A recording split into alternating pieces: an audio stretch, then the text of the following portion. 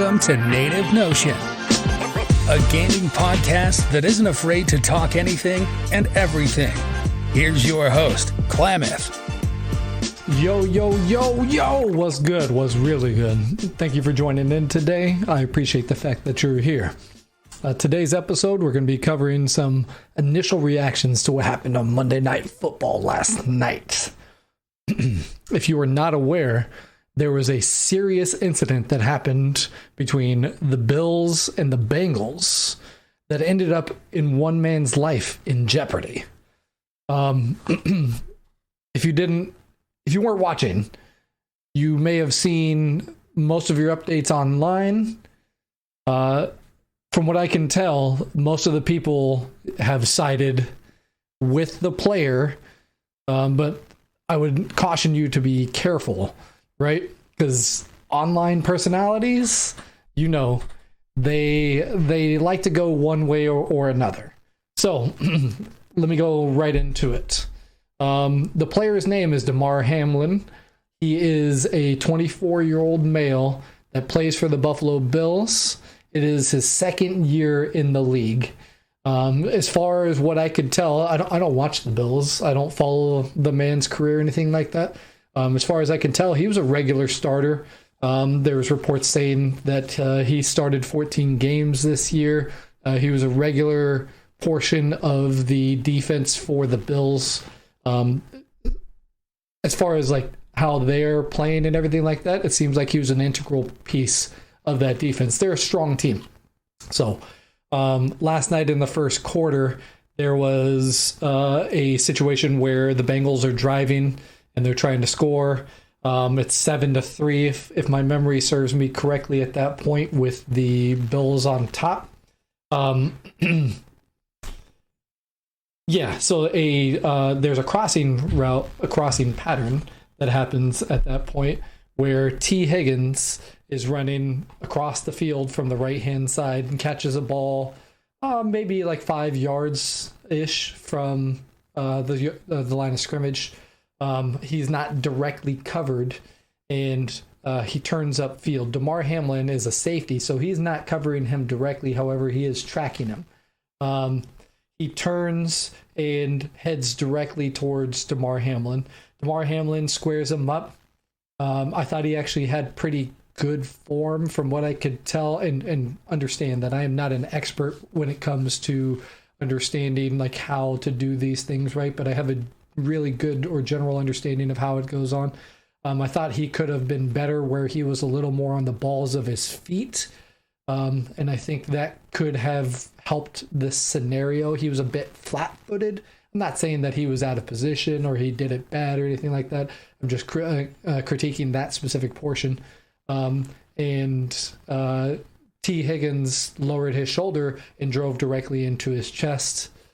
Demar Hamlin was capable of wrapping him up. He did really good in that sense. There's one thing that I am noticing among especially defensive backs in the NFL. A lot of them don't wrap up.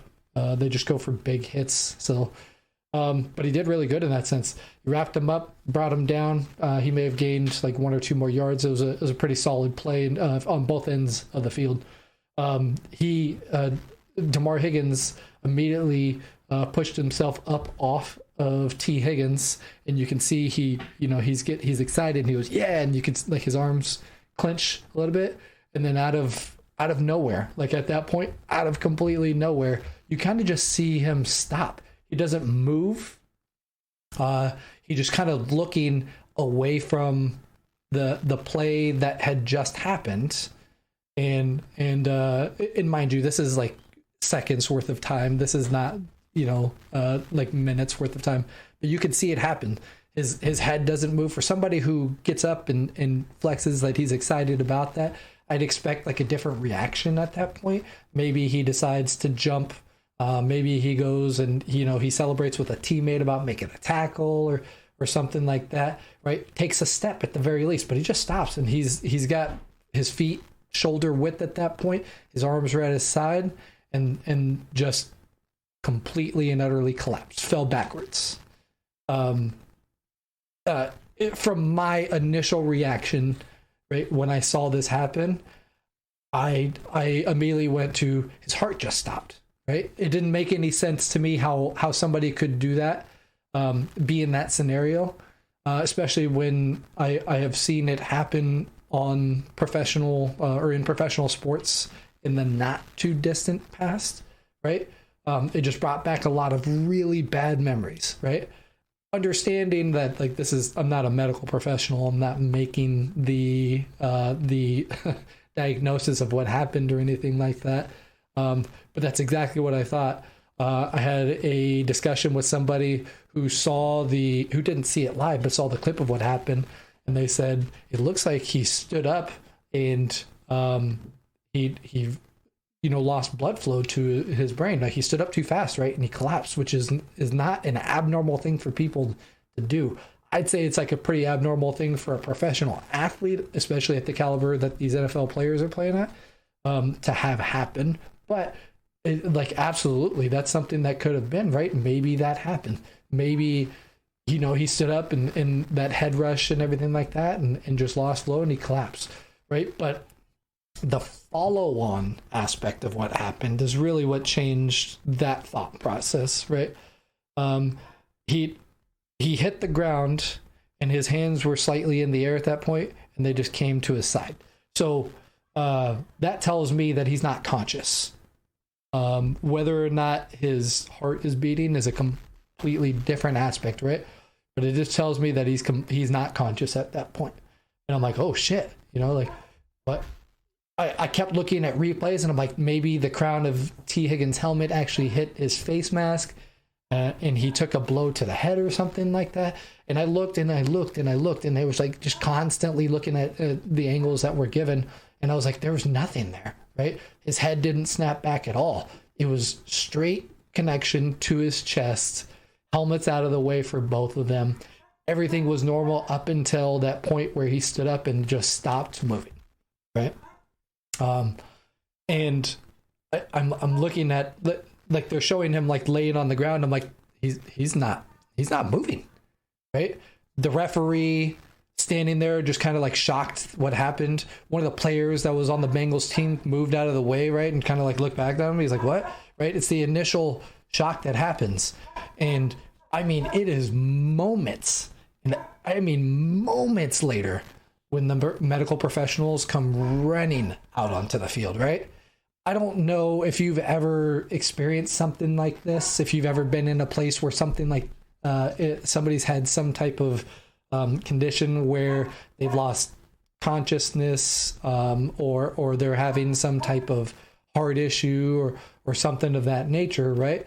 The reaction that comes from the medical professionals, which they are taught not to run, mind you, because it inherently running exposes you to more risk as a medical professional, and your expertise is needed at the scene where somebody is in need of help, as opposed to getting there as fast as you can, right? But they came out there so fast, and that changed the scene for me, right? We're like, what happened? And I mean, it's that could have been, now mind you, it's kind of, I don't have a timeline associated with this, right? But I want to say they were on the field within a minute, which is like pretty fast. And they're evaluating what they like. The medical team that's there is evaluating the situation that they're in at that point. They have to make an evaluation to know what they need to do. From there, it's kind of a blur, right? There's not, and I sincerely thank the fact that the camera crews were better about this. There was no like close-up shots of his face or of what the professionals were doing on the scene. There were a lot of close-up shots of players and their reactions, and I will tell you for certain, like you're talking about professional athletes at any level. They're still humans, right? But professional athletes at any level, they're always in like a certain mind space that are focused on the game, right? So when stuff like this happens and you start seeing people reacting, it says a ton about what's happening on the field, but you can only speculate because you don't know, right? And you start seeing the reactions of people, right? There are people that, like, there's obviously concerned faces, right? anybody in a non-contact situation collapses on the field, that's a very significant issue, incredibly significant. And the significance behind that, the gravity of what's happening, shows on the people that are near it, right? And so that's what the camera crews were showing. They were showing the reactions of people on the field. They're trying to get a glimpse of what's happening because they don't know either, right? Their job is to report on what's happening, whether it's good or it's bad. Sometimes there's some mistakes that happen in that scenario, and they're trying to give us the details that we are striving to get as fans, right? Mind you, the stadium has gone quiet at this point, right? It is like it is something that if you don't experience, it doesn't make sense to you, right? There are all the things that are happening in this world. You have expectations for responses and everything like that. You have 50, 60, 70,000 people, whatever, all together in one area. That's inherently, it's going to be loud, right? That's the nature, especially when it comes to sports, right? People tend to make a lot of noise, and it is what it is, right? But the place goes silent, right? That you're immediately going, boy, like something is really, really wrong here, right? You don't know what's happening. And all of a sudden you start seeing people, there are people like spread out on the field, and this is players from both teams, right? Play is completely stopped at this point. They're spread across the field. You start seeing people gather around Demar Higgins laying on the ground and the medical staff. And that tells me that whatever it is that we're dealing with is incredibly serious. Okay. The fact that these players are working to provide privacy for this young man who's dealing with something tells me that whatever that something is an incredible threat to his life, right? Whatever it is. I don't know. Nobody else I'm sure players on the field have no idea, right? But you start seeing like reactions of players who just like start bawling on the field, right? I mean, just cannot control their emotions type of shit. People on a knee, there's players that are hugging each other, right? Like all kinds of things. The players from the other team like circling up and trying to talk to each other, right? Because the nature of the business is when you're in like very serious and catastrophic scenarios, somebody has to keep calm to try to keep the group of people, the drive going, right? And that's a really tough position all on its own, right? Especially when you don't know what's happening. You're kind of charged with like, hey, refocus, get back in, let's talk about this and blah, blah, blah, and trying to do that, right? But shortly after that, ambulance comes on the field. And at this point, if you've not made the connection with that, something's really, really wrong. Okay. The ambulance coming on the field tells me that what we're seeing is probably something that you've never seen before, especially in NFL football, American football for those. But if you watch other sports, whether or not they interest you and stuff like that, in Euros 2020, this is the European Championship for countries for soccer, footy, football, whatever you want to call it. I don't care. They're playing. Denmark is on the field at the time, and there's a ball that goes out of play. Denmark's ball, and guy goes, and right now it's skipping me who was throwing the ball, but he picks up the ball and he throws it to Christian Eriksen, who's jogging towards him, right towards the sideline, and before the ball gets to him, you see Christian Eriksen just start to fall, right? Which is like an odd situation. And the ball hits him like in the chest and bounces back to him, but he just collapses to the ground, not moving. I was watching the game live when it happened. And you're like, what? Like there's just a shock value. What happened? I don't know any of these players that are professionals or anything like that, but I'm a human, right? Like I have the compassion that goes along with understanding like something just happened. what the hell is that? Is he okay? Kind of situation, right? The difference for what happened with Christian Eriksen goes on to the camera crews, right? And I'm sure they're being directed, but the camera crews during this match ended up like zooming in on his lifeless face. And I'm telling you, you may or may not have ever seen anybody that had open eyes but was dead, right? There's a look that is on somebody's face where there's nothing there. Like, I'm not kidding you, there is nothing there. And that's the view that was put on by the camera crews for Christian Eriksen. And they're just looking at his face as he's laying on the ground. He's dead, right? Similarly, the players in that scenario they're obviously reacting. They are gathering around, providing a human shield using flags that they have from the field to cover it, to provide privacy in a scenario where somebody is completely and utterly vulnerable, where they're trying to do things to save somebody's life. It's not something that everybody in the world needs to see. You know it happens, but you don't need to see it happen, right? And that's what they did. Fortunately for Christian Eriksen, they were able to, the medical crew was able to get out there. One of his teammates provided life-saving CPR to him on the field. He had a cardiac arrest, right? So the big thing about that is getting blood flow from the heart through the body to the different organs, right? Specifically the brain, that really matters. And then the crew take over, and they end up, and unfortunately you could see his body moving because they didn't have enough people or things to cover it. You just couldn't see like exactly what was happening, but they shocked him with an AED, and ended up restarting his heart. Thank God, right? So that is, I mean, the difference for Christian Eriksen is when he left the field, he was on a stretcher. He was not in an ambulance, and he was able to give a thumbs up. So he was alert when he left the field, right? For Demar Hamlin, in this scenario, we don't know what's happening. We know that there's some serious medical situation happening on the field.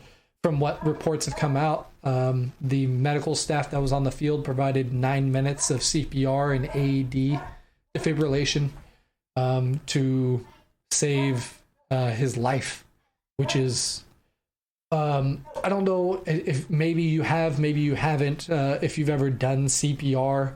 I've done it practicing. I've never done it on a person, right? And when I say practice, I mean I'm certified in CPR. But you get certified and you go and do it. You do it on a test dummy, because the action of CPR is actually like incredibly damaging to the human body. But it's necessary to be damaging in order to save somebody's life, right? And the damage that happened to in that scenario is probably a less of a priority than trying to save this person's life, right? And I say probably because there's some people who are like, oh, you know, they will argue a point just to argue a point. But lots of reports, like tons and tons of reports. You talk to any medical professional or EMT or firefighter, right? They talk about how like it's pretty normal for people to break ribs in scenarios where they're given CPR, right? A broken rib can puncture a lung. Understand that. I'm not saying that this is happening, right? But like a broken rib is no joke, but breaking somebody's ribs is secondary to the fact that you need to restart their heart, right? Because if they have a broken rib and it punctures their lung, what does that mean if their heart isn't moving, right? They're dead. So that tells me, like, based on the reports that came out, like, listen, this guy died on the field. His heart stopped. I still, up to this point, I'm like, he had a cardiac arrest. There was no, like, he didn't clench his chest.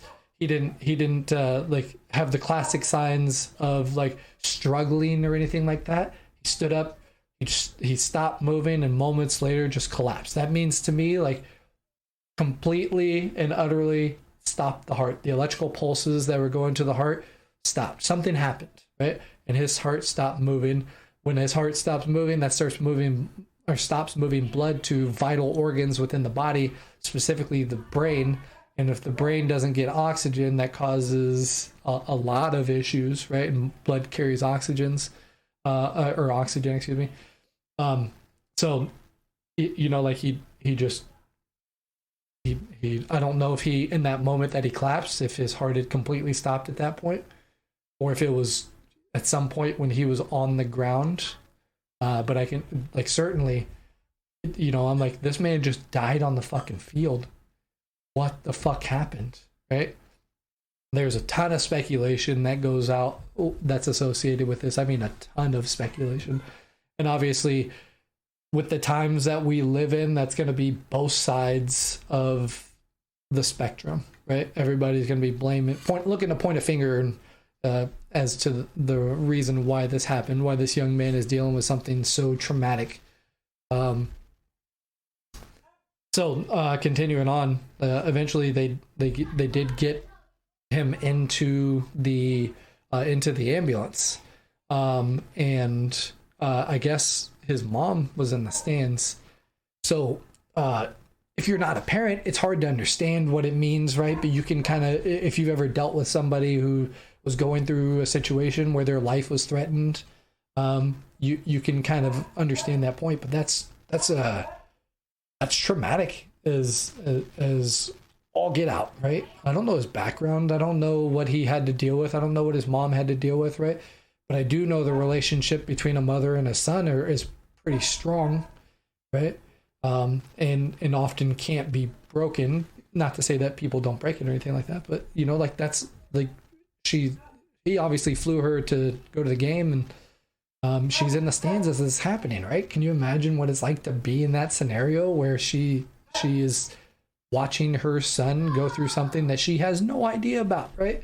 I don't know if she's processing the information the same way that I am. I don't know where she was sitting, if she had the view that I did or anything like that.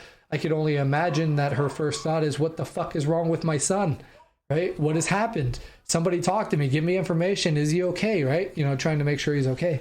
But they end up, they announced it on TV, right? There was only one level 1 trauma center in Cincinnati, at least within the area, and it was the Cincinnati's. It's 2 minutes away. Their trauma center. I can't even remember what it's called. Their medical center of Cincinnati. Anyway, and they got him in there. And I will tell you that, like, legitimately, the actions of these people on the field, and the actions of basically everybody involved was like something extraordinary. I told you, like, the crowd went silent, right? Well, after I mean, I wasn't really paying attention. I was real focused on what was being said on the broadcast and looking at the field and stuff like that. But after the ambulance left, the stadium is completely filled, right? I mean, completely filled at this point. Nobody's really moving, right? I mean, it's not to say that people aren't moving, right? But it is just packed full. Every person that I could see is still in the stadium. And there's just this deafening silence that's there.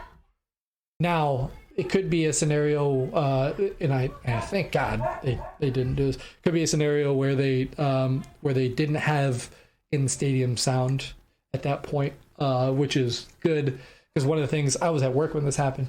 One of the things that I said to my coworkers when this happened is, like, please, for the love of God, do not force somebody that's on the sideline to give a report of what's happening on the field, because that would be a tragic scenario, on top of what's happened to this young man, right? That just it'd be. I thought it was unfair that the broadcast group put it on they had some announcers that were back in the studio for Monday Night Football, and they went back to them and asked them to talk about it. And I'm like, bro, like, I get it. You know, you need somebody. You're going to try to minimize keeping the scenes on the field on the screen and stuff like that. But there is no room for these people to prepare. And there was a gentleman by the name of Booger McFarland who was on the cast on that set when they were talking, And you could tell as he's talking, he's just like, he's fighting back tears, right? They call it a brotherhood, right? They're ex-NFL players and current NFL players. They all know what it's like to be in the situation that these players are in, meaning the work it took to get to that point, right? So they kind of like accept they accept each other as professional athletes within that they called it brotherhood. So he's an ex-NFL player. He's like emotionally, it's taking a toll on him, and he's having to talk about it, right? And I'm like, it's just not fair. It's just not fair. And Adam Schefter's there.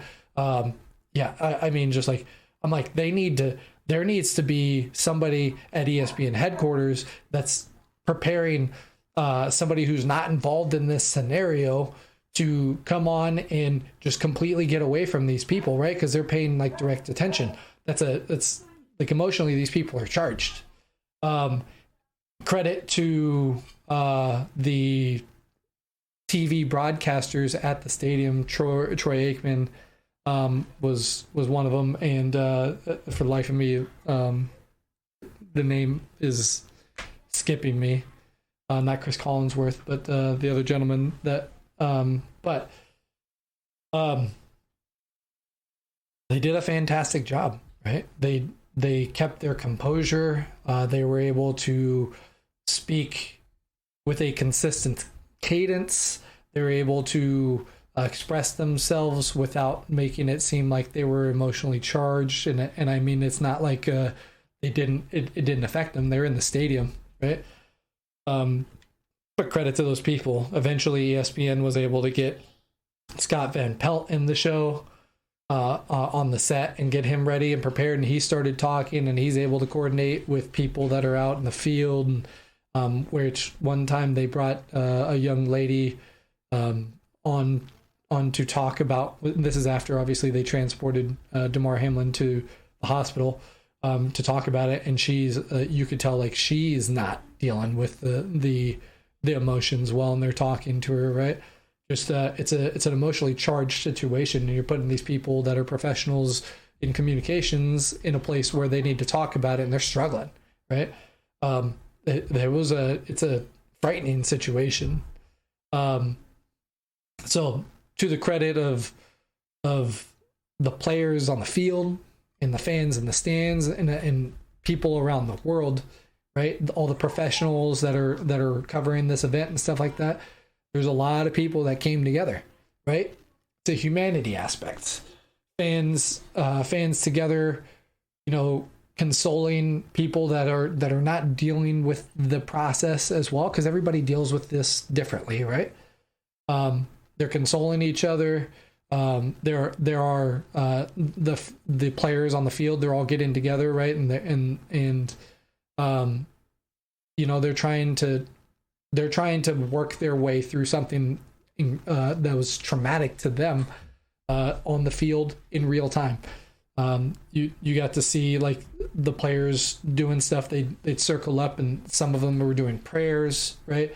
Others were trying to take control of the emotions that are happening and project that to their teammates in the area to wrangle them back in. There was a scenario where after it first started, the NFL announced that they were gonna restart the game in 5 minutes, and that's after like they transported Demar Hamlin via the ambulance to the hospital, right? And that was fucking wild to me. I was like, "Are you fucking kidding me?" There are people that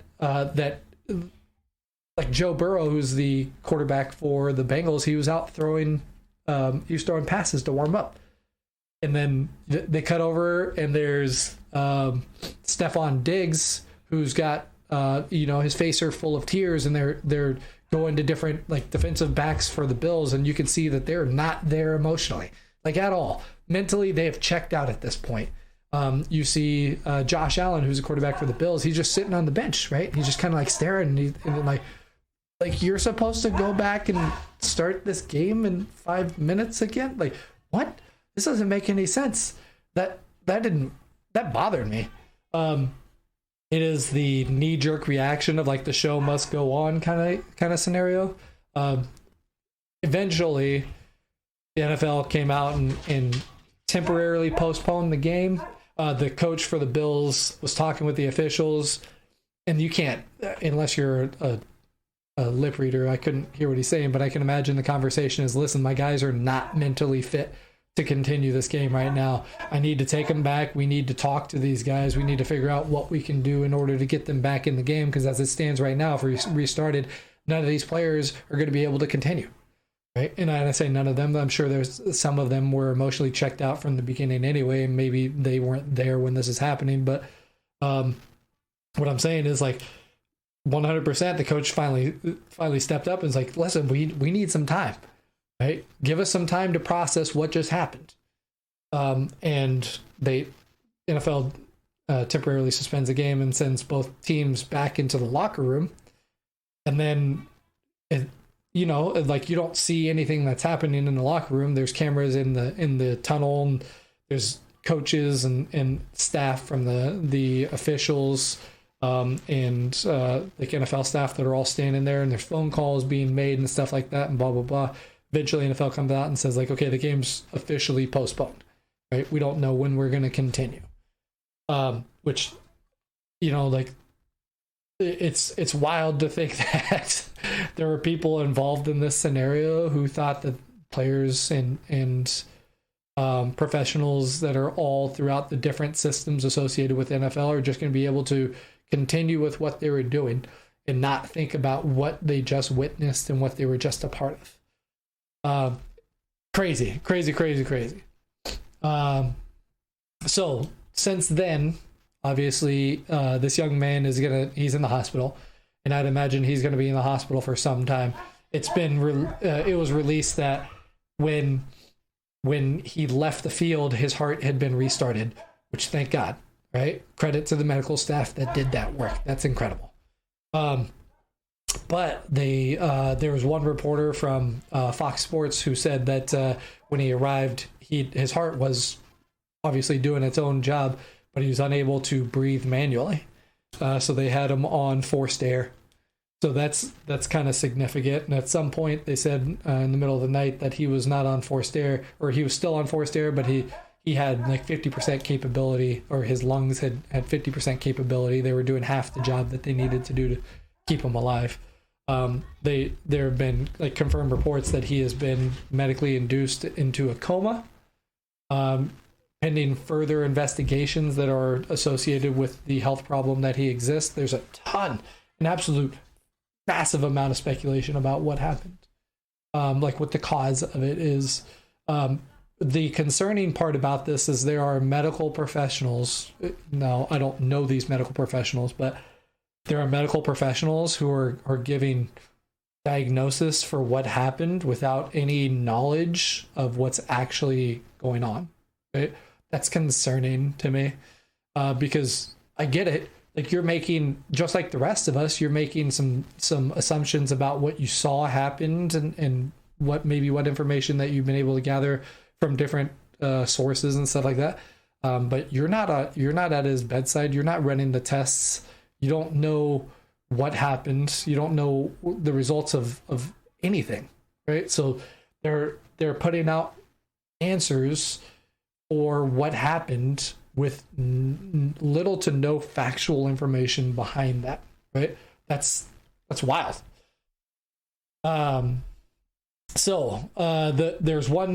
There was an article that was put out on CBS Sports that I actually kind of garners the same thought process that I have on this. It is an interview with a gentleman by the name of Dr. Aaron Baggish. He's a Mass General Bingham. He's a team cardiologist for the Patriots, Harvard University's athletics, U.S. soccer, and other organizations. He's the director of cardiovascular performance program at Massachusetts General Hospital Center, and also serves as a medical director for the Boston Marathon. So this is a person who he specializes in cardiovascular strength and monitoring it in sporting events, right? This is a really good source of understanding like what it is, somebody in that scenario, what their thought process would be. But he came at it at a very, very, very, what I would say, apolitical response, right? He provided answers without providing answers, but acknowledged that like, hey, I don't know anything about this, right? So I'll go ahead and read this to you. CBS Sports, the person that interviewed him, said, "What was your initial reaction and assessment when watching the play that left Demar Hamlin injured on Monday?" His response was, "When I saw what happened, the type of collapse he had, where his body went completely limp, is a type of collapse that has a very, very high likelihood of the heart stopping." I'd agree with that statement. That's a really concerning thing. Yep. The real good news story is how promptly the medical team on the sideline was at his side performing resuscitation. That is not always the case. Now, you will understand this point, right, in terms of where you want to have something like this happen, right? Nobody wants this to happen, but if you were to say, like, if this is going to happen, this is where I want to be when it happens. Number one, you want to be in a hospital that has the ability to deal with what you are dealing with, right? That is the best location because it has the most staff and they're going to respond the fastest, right? The next location that is best is probably at a professional sporting event. In this case, an NFL game, right? Very, very quick response, trained personnel, not necessarily to do everything that's needed, but to take life-saving efforts to restore your heart. Next question. How much did the quick response by the medical teams affect Hamlin's diagnosis? Dr. Baggish responds, well, the diagnosis, which refers to the reason the cardiac arrest happened, is still unclear. But when something like this happens, the heart stops pumping blood, and one of the 100% certainties, if resuscitation isn't done, it's automatic death. Right? That makes sense. If somebody doesn't take actions to restart your heart, you are dead. Right? That's the longer you wait, the longer it takes for, or the less the likelihood that your heart can restore itself to normal operation. So it's imperative that they responded quickly. From your perspective, what are the possible causes of Hamlin's cardiac arrest? And this response has got to be like the best one that I've seen. I've seen all kinds of different ones.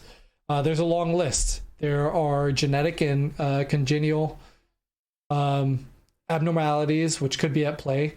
I know there's been speculation about the blunt force from the tackle, but I would say it's really premature to make any speculation. In fact, to jump to a conclusion would be a mistake. The diagnosis of commotio cordis, for example, which refers to a fatal disruption of the heart rhythm from a blow to the chest. This is more common in baseball, hockey, lacrosse. There's not a ton of samples of that, but people have absolutely experienced that, where the ball hits them square or the puck hits them square in the chest, and it happens at a moment when your heart is basically swapping the way it's working, and it's like 200 milliseconds worth of time. If it happens at that point, it can cause fibrillation. It can cause your heart to stop beating the way that it should, which could cause your heart to stop completely, right? Very rare scenario. But to continue, is what we call a diagnosis of exclusion, meaning other things have been eliminated. We would never conclude that unless other factors have been ruled out. So that's a really good answer, right? Hey, here's something we're talking about. This is what people are saying, the likely cause. But without having done this full battery of tests, without all the knowledge behind it, without the time, the data, we can't conclude that this is the case. It's a possibility. We don't know. Are there any potential causes that you deem more likely in this case? And Dr. Baggish responds with, it would be irresponsible to attach any kind of diagnosis until we're sure.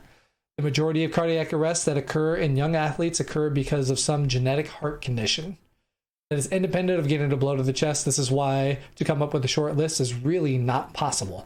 That's something that's real big, right? And I know of this, and I'm sure many people know of this. When people run into these issues where they're dealing with heart conditions, it's not until something happens like this, that heart condition is found, right? So the hardest part of finding problems that are not consistent is finding the problem when it happens, right? If you have a heart condition that is not always happening, if you're getting tested, how do you know that that heart condition is there, right? It's really hard to find that. So that's a good answer. Generally, how long does it take to diagnose the actual case? His response is the usual sequence would be first to get him stable. They can't comment on the time frame without being at his bedside. But the diagnostic part of this is usually second in line, right? So getting him stable means like having his heartbeat normal, having him breathing regularly, being responsive to everything that's happening, trying to make sure that he is still there, kind of situation. From the outside, what happens next? His response was, I think one of the things that can start now is to watch how the resuscitation effort was conducted and to learn from that. It was an exceptionally effective resuscitation effort, and it speaks to the planning that goes into it. They rehearse for emergencies like this. They have to be ready. With each day, the athlete's status will be updated, and the recovery trajectory will probably depend a lot on the next 48 to 72 hours. So I like what he did here is he said like, hey, we don't know what happened. We're not sure where it's going to go because they're going to determine based off of what happened where they're going to go. But what we can say is for what we do know, hey, look at this aspect, see what they did, examine that, see how we can improve, applaud the fact that they did incredibly well, right? Keep doing that, right? Make your efforts better for that. Next question. Blow to the chest. If the blow to the chest is in fact ruled the cause, how common is such an occurrence? Which is a really good question. If this ends up being commotio cordis, this is not the first time it's happened, though it's not been a style of sudden death in football compared to ball sports like lacrosse, baseball, or hockey, or puck sport. This would not be the first time it's happened in sports, certainly, but I want to be clear that I'm not saying that is the diagnosis at this point. Aside from your medical profession as a fan, what are your hopes and expectations moving forward? The only thing I can say is I hope this does reinforce medical teams that they need to be ready for unexpected catastrophe. I don't anticipate, and I wouldn't be the right person to suggest any policy change or additional changes in the way the sport is played. But I hope it is not a knee-jerk reaction if that is the case, because oftentimes it's worse to change policies in knee-jerk fashion based on one problem. First and foremost, of course, my hope is the young man fully recovers.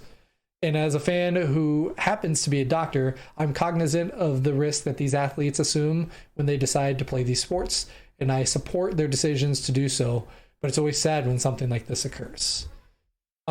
So the one thing that I can relate to in this, when I was in the military, we used to drill, right? Drill. If you don't know what that is, it is basically practice for scenarios that you don't expect are ever going to happen. But if it did happen, you need to know what you need to do, right? Practice makes perfect type of scenario. So that's what he's saying. Like, hey, in this situation, I hope teams around the world, not just around the NFL world, but around the world, recognize this and they reinforce their medical teams and they start practicing and make their medical professionals ready in case something like this does happen. Because this doesn't happen very often. In fact, there was a lot of people that were doing research on this, and this is the first time that an NFL player has ever had something like this happen mid-game, right? In a game. So yeah, that's all he had to say. Like I said, he said enough, but didn't really say anything, which I think is kind of the way that doctors should be responding to this. Be careful of what you see out there. Not everything is going to be perfect for this, right? So keep that in mind. But yeah, I wanted to provide my input on what I thought happened out there. There are going to be some people who probably know more than I do about this, and there are going to be people who may have not even known it existed, right? My wife didn't know it happened last night until I talked to her about it. And that's normal. Be careful what you read. Not everything you read on the internet is true, right? be aware of that fact. Be cognizant of the fact that people are trying to sway you one way or another based on their opinions, maybe not based on fact. But that said, not everything is wrong, right? Just be careful in that sense.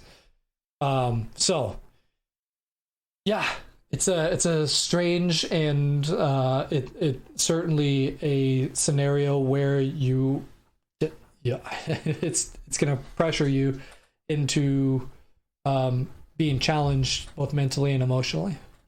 So if you're not a fan, hopefully you have it in you to keep this young man and his family in your heart and your mind.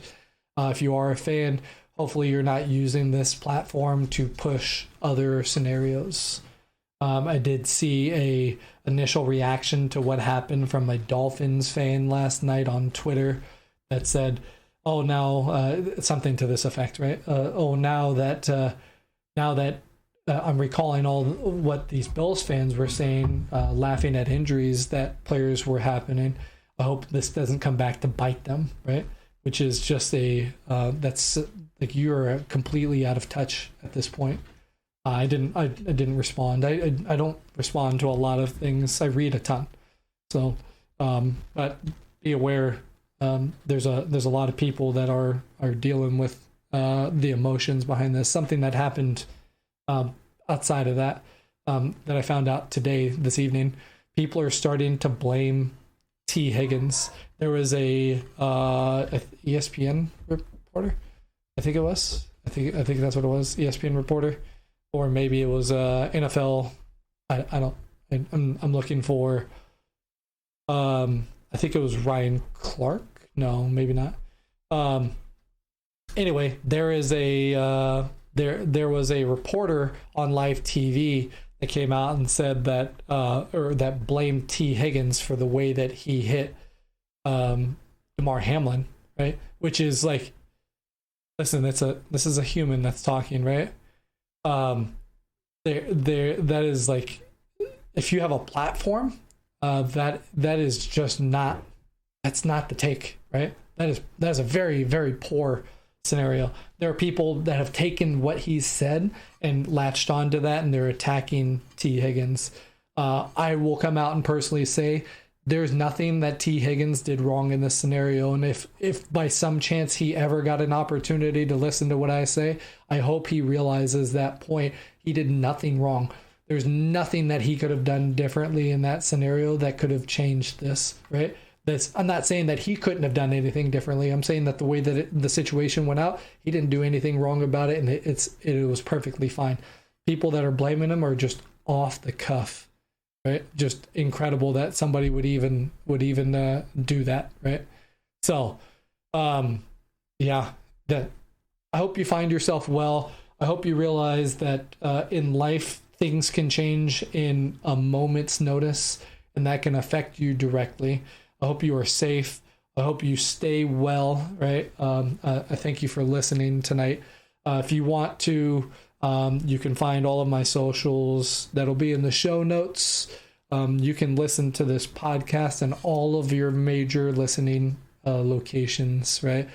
Spotify, Apple Podcasts, Pandora, like all of them. They're available everywhere, whatever your favorite listening location is.